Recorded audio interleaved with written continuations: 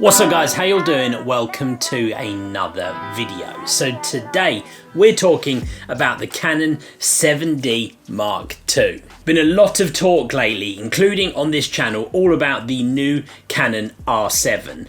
But that got me thinking, you know what, there's an awful lot of excitement about that camera and the fact it could be the new 7D range camera, the mirrorless version of the 7D Mark II, a 7D Mark III, if that's what you want to call it. But actually that got me thinking back to still how much of a decent camera the 7D Mark II is. Now I know we've got an awful lot of viewers of this channel who still use the 7D Mark II. I still use my 7D Mark II. I've had a lot of successful 7D Mark II related videos that have led to subscribers to the channel, so I thought I would go back and look at this camera again. And today we're going to be talking about what you can do and how you can use this camera for your sports and action photography, and some tips that I think will help you get the best from your 7D Mark II. And specifically we'll be linking it to sports and action photography, which is what I know a lot of people use it for. This will apply to anything fast moving, so if you want to shoot wildlife, birds, anything like that, that will apply exactly the same. Before we get into it, got to answer the most important question that I'm sure you're all asking yourselves. Yes, this is a Ninja Turtles t-shirt. Right, let's get into talking about the Canon 7D Mark II. So first of all, what do I think you can do to get the best from this camera? Well, for sports and action photography, I think it's important that we just quickly touch on the settings that I would use. Now, we're going to be talking manual photography. We're going to be shooting in manual mode. If you guys don't know what that's about, check it out on my channel. I'll put a link right here to a video where I talk all about manual photography. Go watch that one first, understand it, then come back to this point in this video, and then we go forwards from there. So for sports and action, you're going to want to set your shutter speed high. So for this example, we're going to start with 1,000th of a second. So you want to set your shutter speed to 1,000th of a second. You're then going to set your aperture as low as it goes, or as wide open as your lens goes. For some of you, that might be 2.8. Maybe you've got something like a 70 to 200 2.8. It might be that your fastest lens is an f4 lens, in which case you set it to f4, but you just set it to as wide open, as small a number as your lens allows you to do. Then that brings you onto the third part of our exposure triangle. That is the ISO level.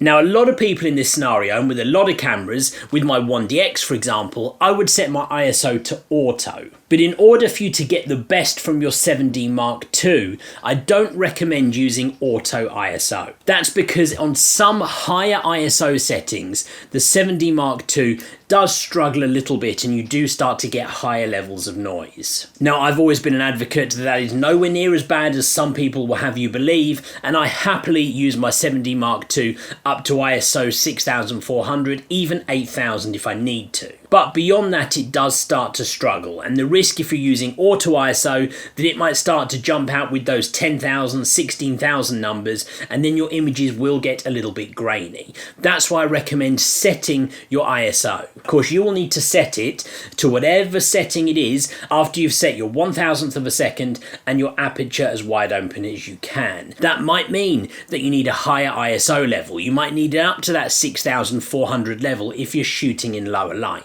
And this is where I would recommend, if you get up to a level of about ISO 8000, rather than trying to bump it any higher than that, I would then start to look at some of the other settings like your shutter speed. With a lot of sports action wildlife, you can get away with dropping that shutter speed slightly, let's say to 1/800th of a second, for example. With some slightly slower moving things, maybe even 1/640th of a second. But with the 7D Mark II, to get the best from the camera, I would recommend doing that so you don't have to put that ISO level too high up into the 10,000 kind of numbers, because then you do get some grainier images. I would say you'd be better off bringing down your shutter speed to 1/800th of a second, maybe setting that ISO level to like 6400, and if you have to tweak your images and brighten them up slightly afterwards in your post-processing, that might be a better option than going all in 16,000 ISO and having an image that's really grainy and you've lost all the detail and you can't recover it in post. So that would be my advice for the main, what I'll call the exposure triangle settings. If you don't know about the exposure triangle, I'll tell you what, I'll link another video right here.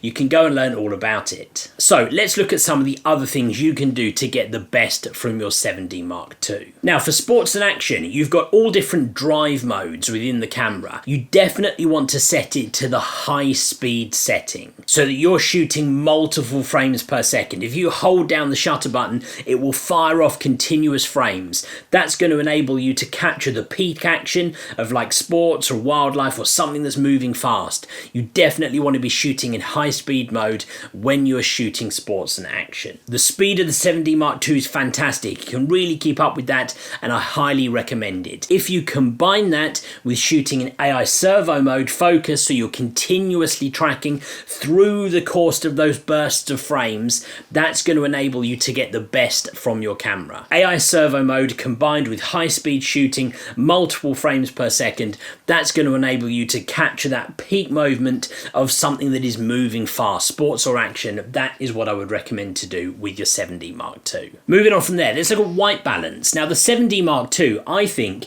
manages white balance really well. I would say in 95% of the cases, you will get away just fine with using auto white balance with your 7D Mark II. Don't be afraid to do that. Use auto white balance. You can always tweak it afterwards in post if you're shooting in RAW, and even if you're shooting in JPEG, you can still adjust those yellows, blues, you can adjust the greens and the magentas to get your image just right if you do need to tweak it afterwards. But in my experience, 95% of the time, the Canon 7D Mark II does really well with auto white balance. Okay, moving into my next point, I just touched about RAW images versus JPEG. Now, if you're going to be shooting sports and action, I would actually recommend that you shoot in JPEG. Set your camera to the large JPEG files. The reason for that is because those images process quicker. And if you are shooting off big bursts of photos, those images will process quicker. You're not going to risk filling the buffer on your camera, and it enables you to keep shooting faster, movement, sports and action. Shoot in JPEG if you're going to be shooting high volume, lots of frames in big old bursts. I would recommend it because the camera can process them faster. Okay, the next thing I would recommend for sports and action with the 7D Mark II is to take advantage of some of the customizations you can do with this camera. There really is quite a lot you can do. For example, some of the things I've done to customize the 7D Mark II for me. First of all is that I have set it up for back button focus. I've talked about that in previous videos. It's not for everybody, but I do highly recommend it. I use the AF on button on the back of the camera for my focusing. For me, that takes the focus totally away from the shutter button and enables me to use the camera, I feel, in a more dynamic way, where I have no link between the autofocus and the shutter, and I'm controlling those two independently. Another customization that I've done is I've set the rate button to be the lock button. That enables me to lock files as I'm looking at them on the back of the camera, that then when I put them into my laptop, my photo mechanic will only import the locked files. So that's just another example of one of the things I've done to customize the buttons on the camera. On the menu, you can go in and you can customize quite a bit. There's the little kind of speed flick switch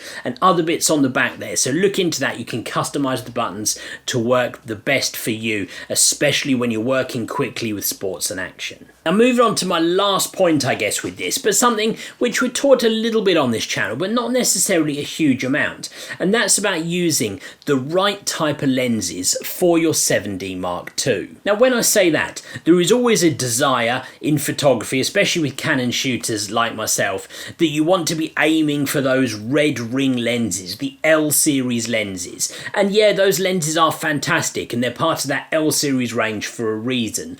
But there are some fantastic lenses which are designed specifically for crop sensor cameras that, in my personal experience of using them, work really, really well with the 7D Mark II and actually create a focal range for you that is perfectly designed for this type of camera. For example, one of my go-to lenses for basketball is the Canon 2470, and I will predominantly use that on my 1DX or my R6. So those are full frame cameras. Of course, the difference is when I use them on my 7D Mark II, that crop sensor changes the kind of equivalent length of that lens. Rather than being a 24 to 70, it almost becomes something more like a 40 to 90, I would guess, and that's with some really rubbish maths off the top of my head. But it changes the kind of equivalent images that you're going to capture. It's not actually zooming, it's to do with crop factor, and that's a different conversation.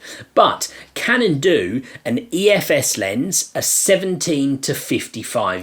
It's an f2.8 and it's a really fantastic lens. And actually 17 to 55mm kind of gives you more of that equivalent focal length on a crop sensor that a 24 to 70 would do on a full frame camera. And you see what I mean? It's the example of using the right lenses to get the best from your 7D Mark II. Another lens that I used loads was the Sigma 18 to 35. Now that's an f1.8 lens. f1.8 in a zoom lens, 18 to 35mm. That genuinely was one of the best lenses I've ever used. I used it so much for basketball. I was in love with that lens. I've sold it on now because as I've moved more towards my full frame cameras, that Sigma lens, I just can't get the usage from it. So I actually traded that in part of when I bought my 24 to 70. But that was a fantastic lens on the 7D Mark II, a lovely focal range as well. And the great news is that some of these specific APS-C sensor lenses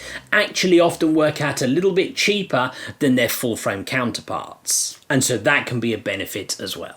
So there you go, there's a few tips to enable you to get the best from your 7D Mark II when you're shooting sports or action. If you've got other questions specifically relating to the 7D Mark II, make sure you stick them in the comments below. I'll try to come back and answer as many of them as I possibly can. If you enjoyed the video and if you too love the 7D Mark II, make sure you do me a favour, hit the like button on the video, helps me out loads and loads on the channel. Make sure you subscribe if you haven't already. In the meantime, I think that just about rounds us off. Canon 7D Mark II. Guys, thank you very much for watching. I will see you on the next video.